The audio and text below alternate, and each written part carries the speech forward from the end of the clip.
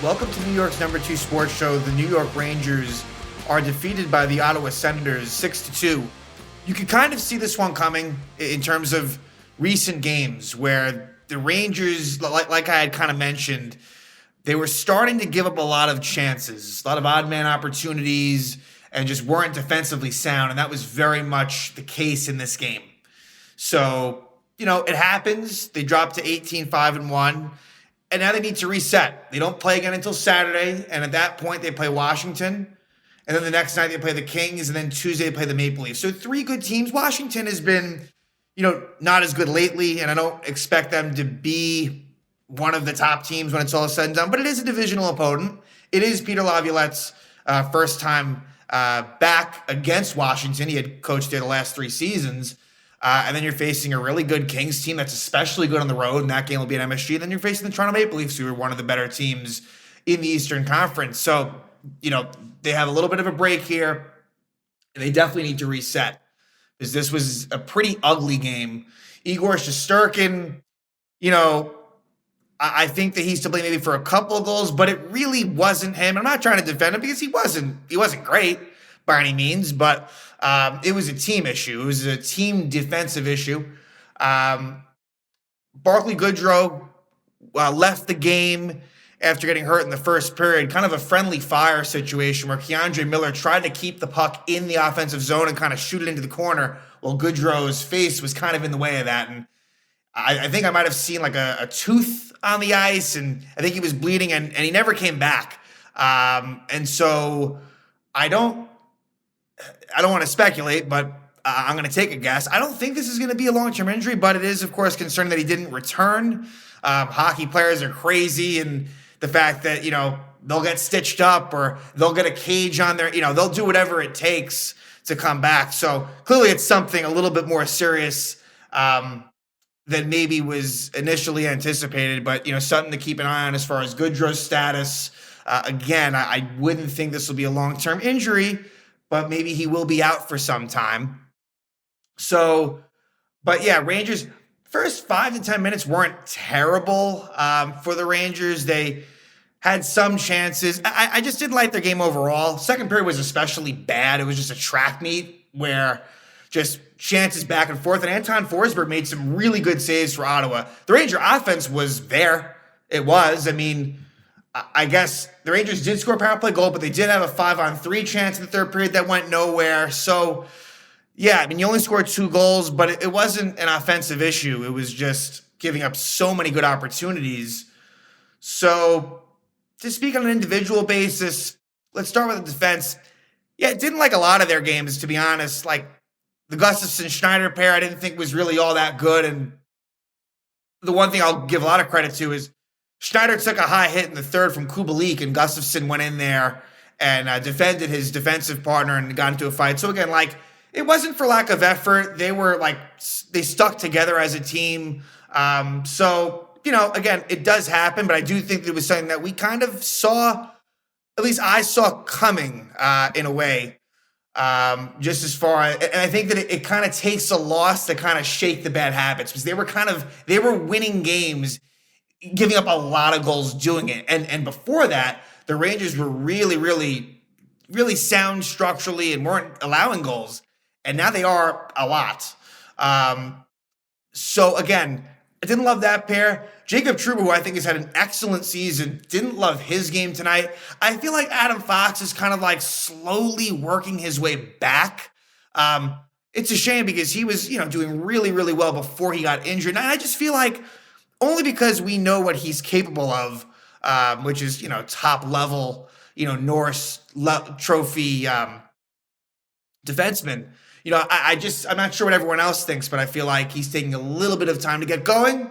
Not a major concern, but, just calling it as I see it. And then for the forwards, so with Goodrow leaving the game, what ends up happening is Brodzinski moves to centering Vesey and Pitlick, and it was kind of just a rotation next to Kreider and Zibanejad for the most part.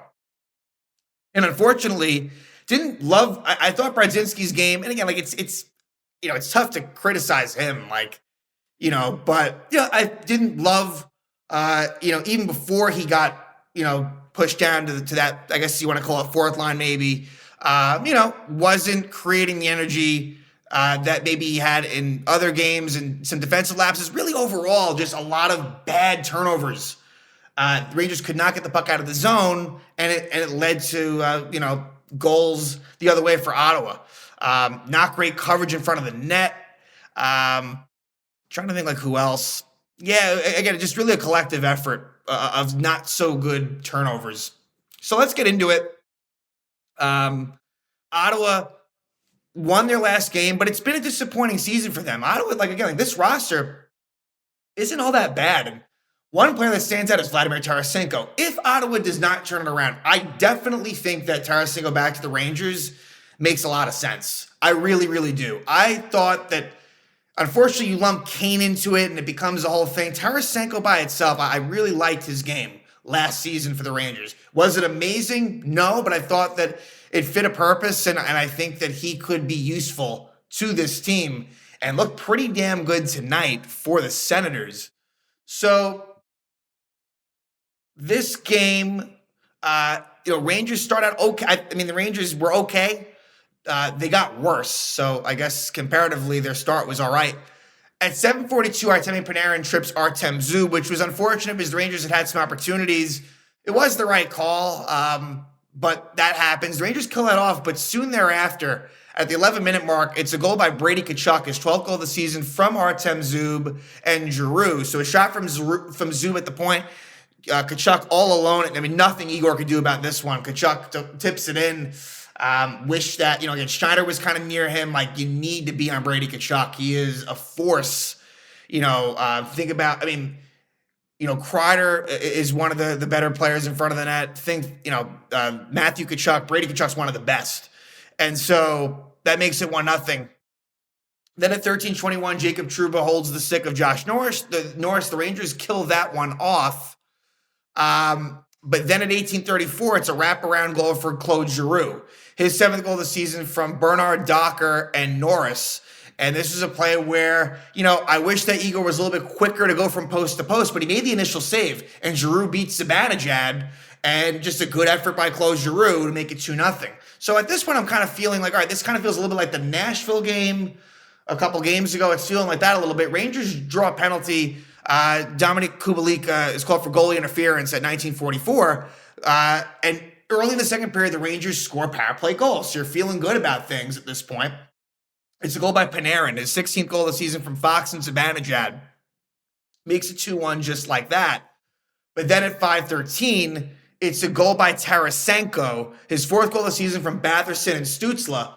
And this is a bad play by Gustafsson where he couldn't get it deep, leads to a 2-on-1, and Tarasenko with that patented wrist shot over the glove of Shesterkin makes it 3-1. But the Rangers' quick response, 22 seconds later, Keandre Miller with his 5th goal of the season from Lafreniere and Panarin. So Keandre's been on a bit of a scoring binge lately, right? What is it, 3 goals in his last 4 games? Something to that effect. It might even be 4 in his last, maybe 6 or 7. He's been scoring a lot of goals. This was after Lafreniere was robbed by Forsberg, but Miller scores, makes it 3-2. But again, another odd man rush. Less than 2 minutes after leads to a goal. Drake Batherson scores his 8th goal of the season from Tarasenko at 7:18. This is a play where Panarin tries to go for a back pass, in the offensive zone, no look, and Trocheck goes the other way. They should have been more in sync. I think blame goes to kind of all 3 of those guys. I think Panarin should have been a little bit more careful there, but Lindgren was kind of out of position, and so Tarasenko with kind of a smart shot pass, and Batherson buries in, I guess you want to call it the rebound, and it makes it 4-2 Sens at that point. And then at 17:43, Tkachuk scores again, his 13th goal of the season from Zub and Brandstrom. This is kind of unlucky. And so the more I think about it, Shesterkin, while he wasn't great, he wasn't awful, but, I'm sure, he was frustrated. Either way, Zub misfire, his stick breaks on a slap shot, and so it takes the puck ends up going in a direction that wasn't anticipated behind the net, right to Tkachuk, who buries it. Makes it 5-2. Then at 19:19, Batherson holds Panarin, so another late period penalty for the Senators. Rangers don't score on this power play. And then in the third, some more Ottawa penalties. Norris high six penalty at 3:28, and then Stutzla strips Trocheck at 4:03. 5-on-3 for, a minute and 15 or so? Rangers get nothing going there. Then at 8:03 is when you get that Kubalik hit on Schneider. They don't call a penalty. Gustafsson ends up fighting Kubalik, and Gustafsson gets the extra 2 minutes at 8:03. Rangers call off that. Then later on, Rangers pull the goalie and Ottawa scores an empty net goal. It's Tarasenko scoring his second goal of the game, his fifth of the season from Batherson and Brandstrom, and Ottawa wins 6-2. So this game, when it was all said and done, kind of almost felt like the Columbus game.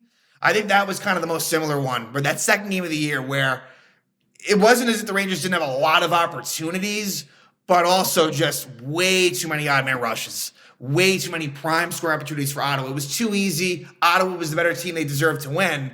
And so now the Rangers dropped to 18-5-1. Let's just hope that this causes the Rangers to get back into better habits. Like, games lately felt like track meets. The score was a lot higher than you'd want it to be. So now they'll have a few days off. Saturday at Washington. Again, the return for Peter Laviolette back to face his most recent team, being the Washington Capitals, and they'll start a stretch of games against tougher competition. And the Rangers have kind of risen to the occasion for the most part against tougher teams. A lot of the Rangers' losses this year have been against teams with, not great records. So take that for what it's worth. But again, not a great showing for the Rangers, but, hopefully they can put this one behind them, and they will head to Washington for a Saturday affair against the Capitals. Again, the Rangers lose to the Senators by a score of 6-2.